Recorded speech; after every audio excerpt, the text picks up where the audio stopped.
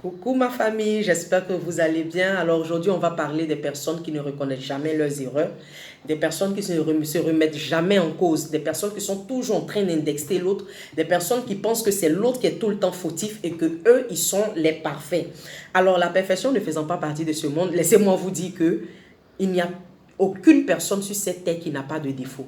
Tout le monde a des défauts. Et donc si vous tombez sur quelqu'un qui, lui, ne se remet jamais en cause. Lui, il ne demande jamais pardon. Ayez peur. Parce que cette personne-là n'est pas loin d'un pervers narcissique. Vous rencontrez des gens qui rentrent dans votre vie comme des agneaux. Quand ils rentrent, tu te dis, ah Seigneur, enfin tu as exaucé mes prières.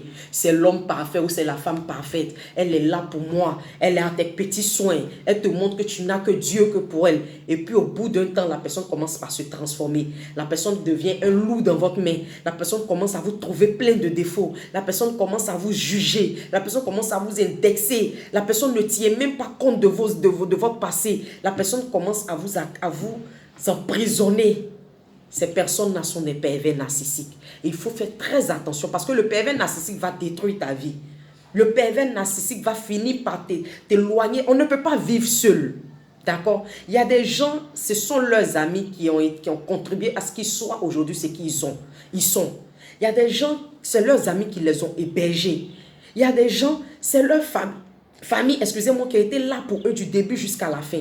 Et donc, tu ne peux pas rentrer dans la vie d'une personne et puis vouloir lui interdire de fréquenter sa famille, de fréquenter son entourage. Non, je n'aime pas tel ami. Ton ami, là, laisse ceci, cela, tu laisses. Je t'envoie pas encore une autre amie. Elle te dit non, celui-là, je n'aime pas. Au point où même tu n'arrives même plus à passer du temps dans ta famille. La personne ne veut même pas que tu partes en famille. La personne ne veut même pas que tu aies des moments de gaieté où tu rigoles, où tu es extraverti, où tu passes du bon temps. Ça fait mal à la personne. La personne veut que tu sois là que pour lui. C'est-à-dire qu'en dehors de lui, tu ne dois pas avoir de vie. Méfiez-vous de ce genre de personnes-là. Ce sont des personnes qui vont vous détruire à petit feu. Ils vont finir par tuer votre joie de vivre. Ils vont finir par vous détruire. Parce que quand tu es une personne extravertie, tu n'as pas besoin de ce genre de relation-là. Une personne, quand tu rencontres quelqu'un, il doit tenir compte de ton épanouissement. Il doit tenir compte de ce que tu passes du temps. Tu prends plaisir à être en famille, à être avec tes tiens. Si la personne s'en fout de tout ça, claquez la porte.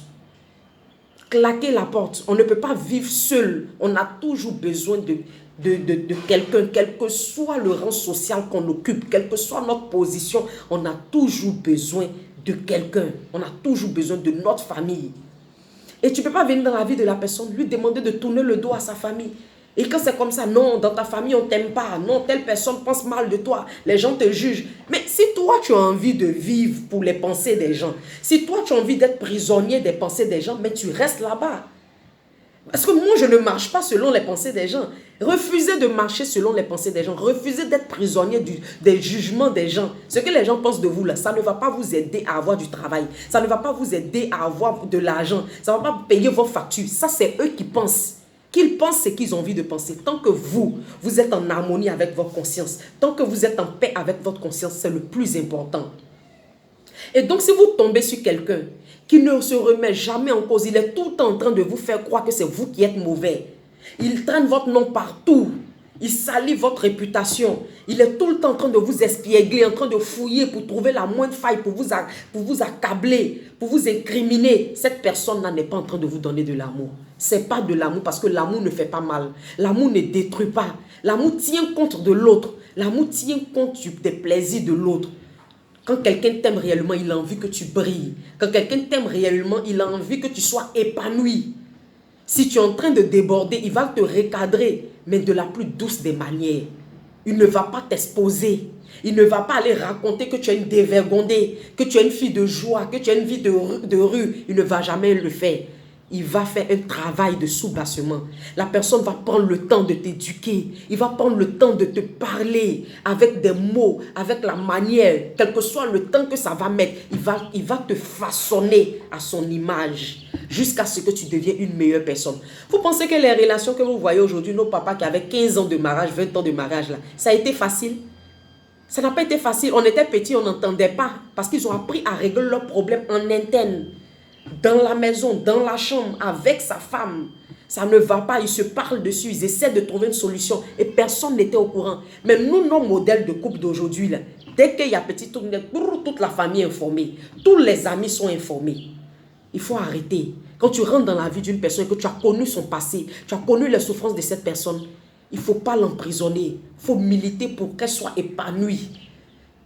D'accord? Et donc, ce genre de personne, faites attention. Si tu es avec un partenaire qui n'arrive pas à se remettre en cause pour dire non, je reconnais que j'abuse, je reconnais que j'ai déconné, excuse-moi.